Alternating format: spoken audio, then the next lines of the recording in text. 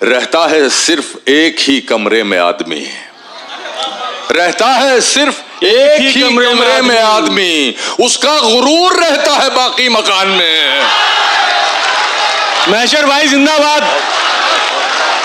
अरे क्या कहना है, बहुत शुक्रिया भाई कमाल है, क्या कहना है महशर भाई, वाह वाह, क्या अच्छा शेर है। जमीन पर घर बनाया है मगर जन्नत में रहते हैं, जमीन पर घर बनाया है मगर जन्नत में रहते हैं।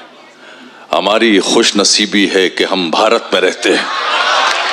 क्या बात है महशर भाई, हमारी खुश नसीबी है कि हम भारत में रहते हैं। रेहान भाई इजाजत चाहता हूं बोलने की, मुझे एहसास है मैं बदज़बां हूं। इजाजत चाहता हूं बोलने की, इजाजत चाहता हूं बोलने की, मुझे एहसास है मैं बदज़बां हूं। थोड़ा सा बदज़बान हूं मैं इत्तफाक से, थोड़ा सा बदजुबान हूं, थोड़ा सा बदज़बान हूं मैं इत्तफाक से। अब क्या करूं पठान हूं मैं इत्तफाक। अब क्या करूं पठान हूं, अब क्या करूं पठान हूं मैं इत्तफाक से। लहजे के शायरी में गजल की जबान में, बिल्कुल ताजा शेर पेश कर रहा हूं जी, तमाम की तवज्जो चाहता हूं। लहजे में शायरी के गजल की जबान में, तुमने तो इश्क घोल दिया मेरे कान में। क्या तुमने तो इश्क घोल दिया मेरे कान में। इस पर गिलाफ की जगह कतबे लगाइए, इस पर गिलाफ की जगह कतबे लगाइए। कितने नवाब दफन हैं इस पानदान में। क्या बात, इस पर गिलाफ की जगह कतबे लगाइए, इस पर गिलाफ की जगह कतबे लगाइए। कितने नवाब दफन हैं इस पानदान में। आएगा गुफ्तगू का सलीका तो कम से कम, शायर बहुत जरूरी है खानदान में। आएगा गुफ्तगू का सलीका तो कम से कम, शायर बहुत जरूरी है एक खानदान में। रहता है सिर्फ ये वजह गजल जो शेर हुआ वो ये है कि आएगा गुफ्तगू का सलीका तो कम से कम, शायर बहुत जरूरी है खानदान में। रहता है सिर्फ एक ही कमरे में आदमी, रहता है सिर्फ एक ही कमरे में आदमी, उसका गुरूर रहता है बाकी मकान में। महशर भाई जिंदाबाद।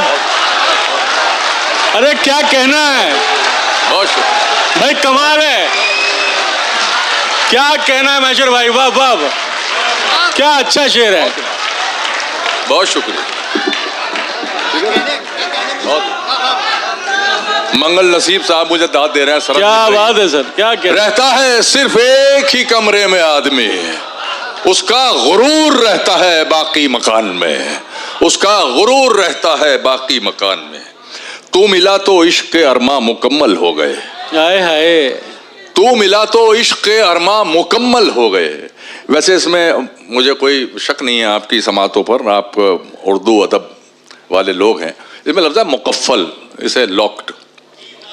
वो हमारे यहाँ एक मुशायरा हुआ था जब हम छोटे थे, तो डॉक्टर बशीर बदर साहब पढ़ रहे थे, तो एक हमारे यहाँ कैरेक्टर हुआ करते थे मुंशी जमील खां, वो हमेशा सामने बैठते थे। तो डॉक्टर बशीर बदर के शेर में एक लफ्ज़ आया आहू। आहू हिरन को कहते हैं, सब जानते हैं। तो कहते आहू, आप आहू जानते हैं ना? तो मुंशी जमील खां, जी डॉक्टर साहब हमें मालूम है, आहू घोड़े को कहते हैं, आप शेर पढ़िए। बहरहाल एक लफ्ज़ है इसमें मुकफ़ल।